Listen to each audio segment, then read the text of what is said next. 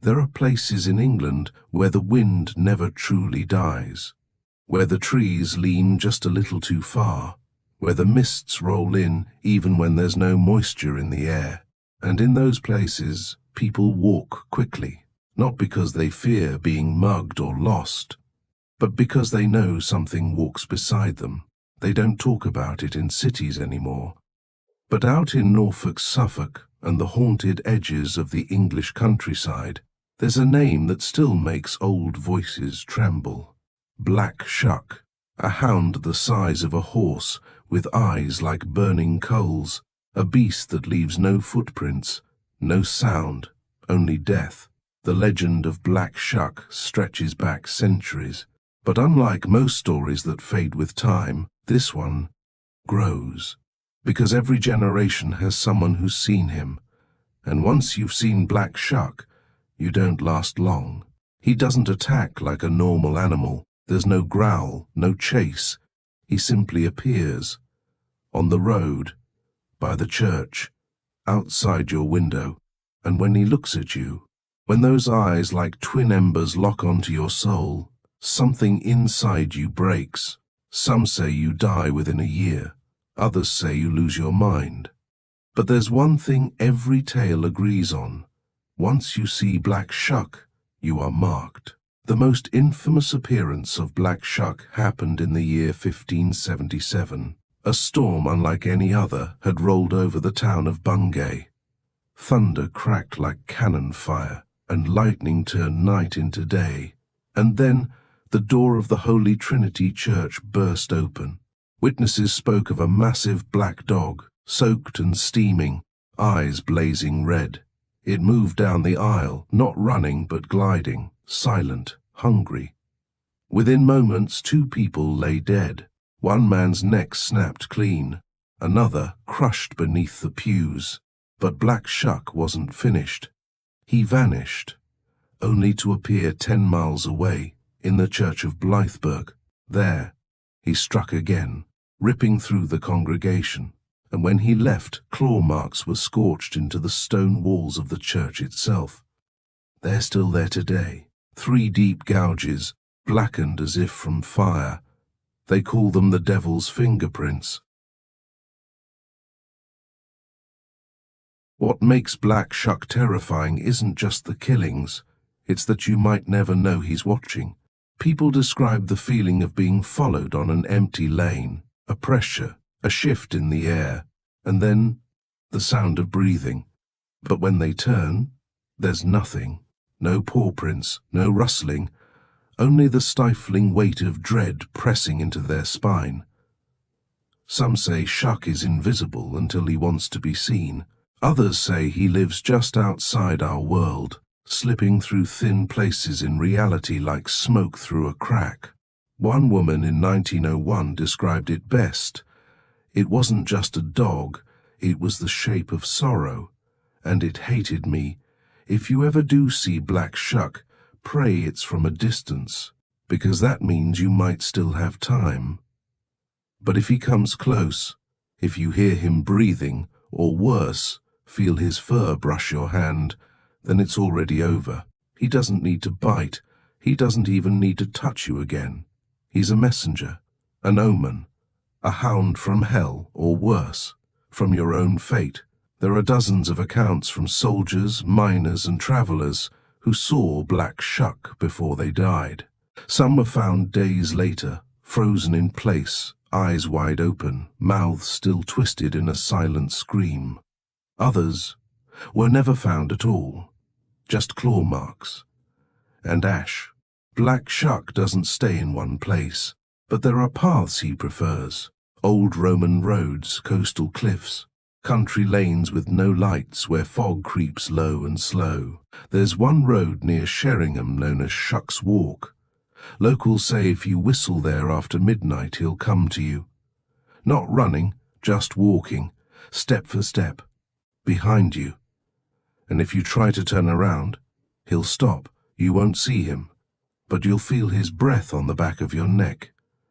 No one who's turned around has ever finished the story. Some scholars try to explain Black Shuck away. They say he's just a folk memory of wolves, or a distorted tale of war and trauma.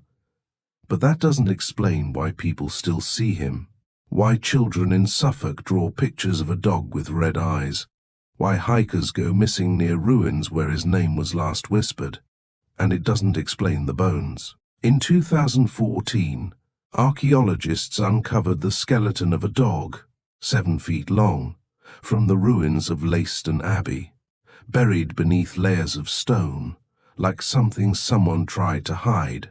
They dated the bones to the 16th century, the same era Black Shuck first tore through a church. Coincidence? Maybe. But legends don't leave skeletons behind. There's a saying in the old villages, if you see the Shuck, don't run, don't scream, just pray it walks past. But what they don't say is this: sometimes he doesn't appear at all. Sometimes he's already here. People who vanish often say beforehand that they felt watched, that their dreams were filled with heavy paws and growling wind, that mirrors showed shapes that weren't there when they turned around, that their dogs refused to enter certain rooms, that the birds stopped singing at dusk. If that's happening to you, if you hear claws on tile, or panting in your hallway, or see twin red reflections in the corner of your vision, you may already be marked, because Black Shuck is patient. He doesn't always kill immediately. Sometimes he waits, follows, learns the rhythm of your breath, the beat of your heart. So when he does strike, he knows exactly how to stop it. And when he comes, there is no bargain, no exorcism, no holy water, only the long walk into silence. If you feel the air grow cold, if the lights flicker, if your pet hides and won't come out, remember the name Black Shuck, and whatever you do, don't look behind you.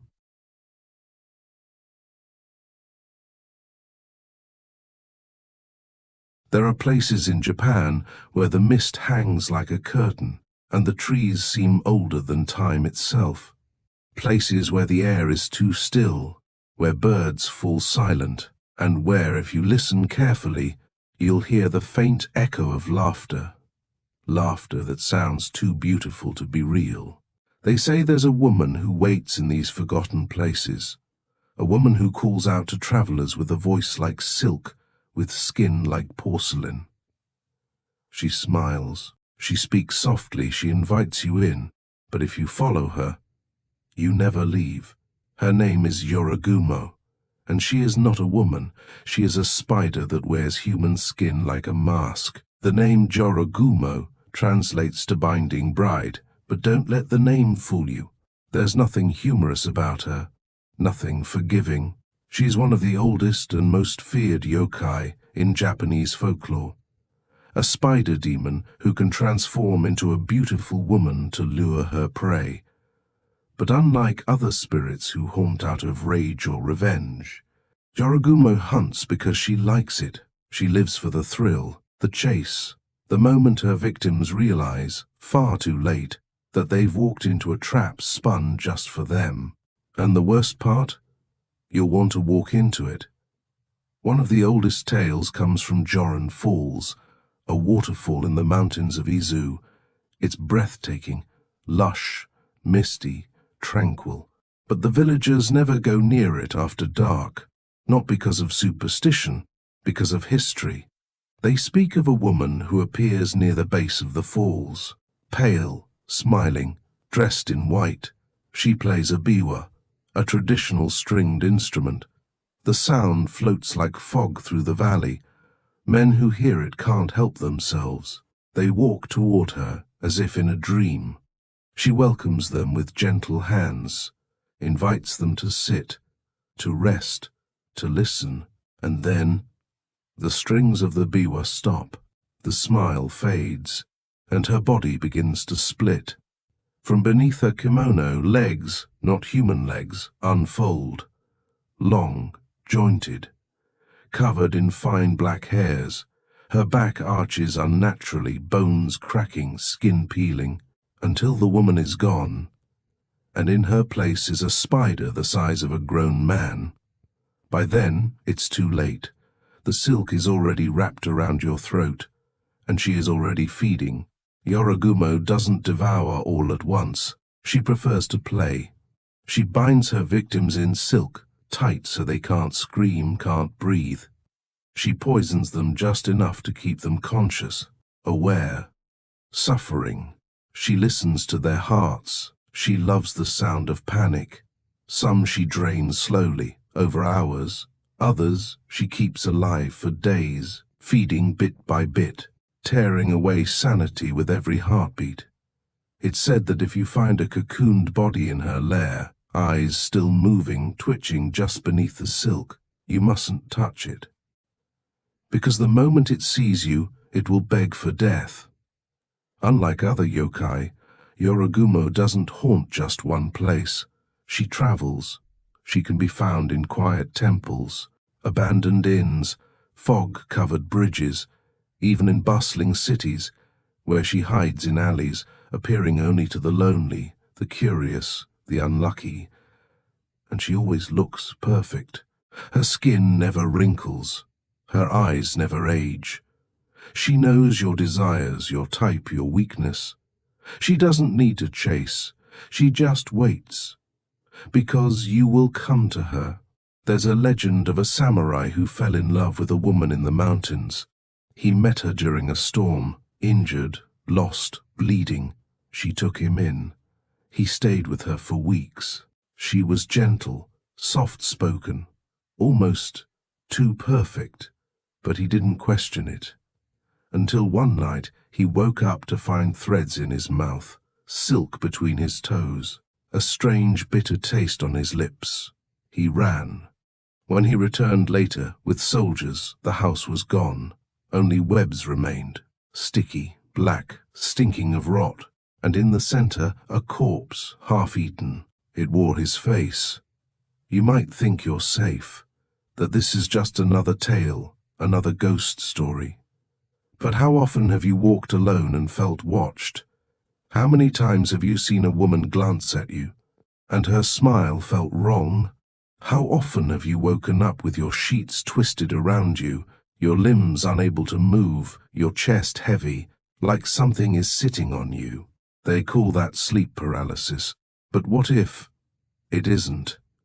What if that heaviness is silk? What if that pressure is legs?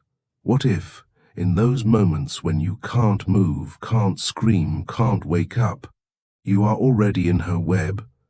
Those who survive Jorōgumo, and there are very, very few, are never the same. They speak in whispers. They don't sleep near windows. They burn every spider they find, no matter how small. They never trust a beautiful woman who appears out of nowhere, and most of all, they never talk about what happened. Because they know she's still out there, spinning, smiling, waiting. And once you've been marked by her, she never forgets. One final warning. They say if you hear the sound of a biwa in a place it shouldn't be, don't investigate, don't follow it, don't even look, turn away, walk fast. Because if you see her face, even once, you are already wrapped, already chosen, and the longer you pretend you didn't see her, the worse it will be when she comes back, because Jorōgumo never lets go. She waits, she binds, and when the time is right, she feeds. There's a reason why the wind sounds different in Southeast Asia after midnight. Why, in the rural parts of Malaysia and Indonesia, people whisper prayers before going out alone at night. It's not for protection from wild animals, or thieves, or men with knives. It's because of her. A spirit so full of sorrow it rots into hate, so twisted by grief that it births something inhuman, a thing dressed in white, eyes sunken, lips red as freshly spilled blood, a woman who once knew pain, and now inflicts it on anyone foolish enough to hear her cry. She is called the Pontianak, and once she chooses you, there is no safe place left in the world. The Pontianak is no ordinary ghost. She is the final breath of a woman who died during childbirth. Not peacefully, not gently, but ripped apart, alone, in agony. Her child still inside her, her body denied rest, her soul denied peace. Her death wasn't an end, it was a beginning, a transformation. Where once there was life and love, there is now vengeance and hunger. The Pontianak is born in screams and blood, and the first sound she ever hears is her own crying from the grave. She comes with a scent, sweet at first, fragrant like plumeria blossoms on a warm breeze. Soft, comforting, almost hypnotic, it drifts through open windows, coils through cracks beneath doors, lingers in hallways. By the time the smell turns sour, like rotting meat and stagnant blood, it's already too late. You've been marked. Some say you can hear her nails scratching on the walls. Others speak of a baby's wail echoing through the jungle, or the long high-pitched shriek of a woman whose body still remembers pain. If you hear it, don't respond. Don't look. Don't breathe too loud, because the Pontianak is always closer than she sounds. And once she knows you've heard her, she begins to follow. She doesn't always come in rage. Sometimes she's beautiful. Long black hair, pale skin, a white dress that glows in the dark. She appears near banana trees or outside your home, pretending to be lost or hurt or silent. She might stand far away, head tilted, eyes wide. She wants you to approach. She wants you to think she's just a woman in need. But as you get closer, her beauty fractures. Her eyes bleed black. Her mouth stretches too wide. And from behind her hair, you'll see her teeth. Teeth sharpened to tear flesh from bone. That's when the screaming begins. Not hers, yours. Because she doesn't simply kill. She tears, she feeds, she disembowels. And the last thing you'll see is her smile, red and endless, as she reaches for your chest and rips out your soul. The Pontianak hates all the living, but it is men she seeks most, not just because they ignored her death, because in life she trusted them, loved them, depended on them, and in her most vulnerable moment, they left her to die. So now she repays them. There are countless stories. Men found hanging from trees, their faces frozen in terror. Organs missing, hearts torn clean from their rib cages. Others vanish entirely, never found. Just trails of blood, shredded clothing, and long strands of black hair caught on tree branches. Some say she sings to them as she kills, a lullaby for a child she never got to hold, and they are forced to listen, helpless, as their vision fades into red. The Pontianak isn't confined to old villages or the jungle. She follows blood, follows grief, follows guilt. There are reports of her in cities now, seen near hospitals, on back roads at night, in apartment complexes where the lights flicker and the elevators hum like dying lungs. She rides in the back seats of taxis, vanishing before the driver gets a look. She appears in mirrors behind your reflection, smiling just long enough to be noticed. And worst of all, she follows you into your dreams. If you ever hear a baby crying in the dead of night when no child should be near, be silent. Do not speak. Do not go looking, because that sound isn't a baby, it's bait. She cries so you'll come, so you'll offer help, so you'll open your door. And the moment you show kindness, she shows you her true face, black bloated skin, worms writhing beneath her eyes, hands like broken claws, a mouth that never stops screaming. Not because she's angry, but because pain is all she has left. Some say the Pontianak can be freed, that her soul can rest if her body is found and buried properly, that if someone retrieves the child from her womb and names it, she will stop hunting. But no one has ever succeeded, because her body is never found, because no one is brave enough to dig where the ground bleeds. because no one wants to know what waits beneath the roots of the banana tree. So she remains, a mother with no child, a death with no grave, a scream with no end. She might already be here. You might think you're safe, that this is just a story, but the Pontianak doesn't need you to believe in her. She needs you to doubt, because doubt opens the door. So if you're alone tonight and something smells sweet, if the lights flicker once, if you hear a baby crying where no baby should be, hold your breath, don't speak, don't move, don't even blink, because the Pontianak is close, and she has waited so long to be seen. Some monsters hide in the dark. Some disguise themselves in shadow, creeping only when no one's looking. But the most dangerous ones, they hide in plain sight. They smile, they flirt, they ask you questions. They earn your trust. And only when it's far too late do they show you what's on the other side of their face. In Angola, they have a name for this kind of monster. They call it Kishi. It is not a ghost, it is not a man. It is a thing that walks among the living, half charming predator, half ravenous beast. A demon with two faces, one that you fall in love with, and one that eats you alive. The stories always start the same way. A girl meets a stranger. He's handsome. He speaks gently. He listens to her in a way no one else ever has. He flatters, but never too much. He compliments, but always respectfully. And when he smiles, it's not forced. It feels real.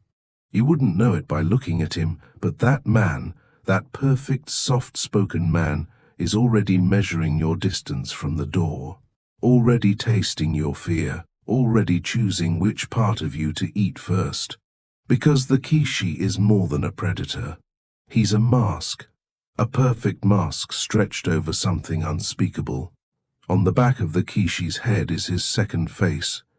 It doesn't smile. It doesn't lie. It hungers. That face is no man's. It is a hyena, snarling, drooling, yellow-eyed and wide-jawed, twisted and monstrous, with rows of jagged teeth that never stop grinding. The skin there is coarse, dirty, scabbed with blood and bite marks.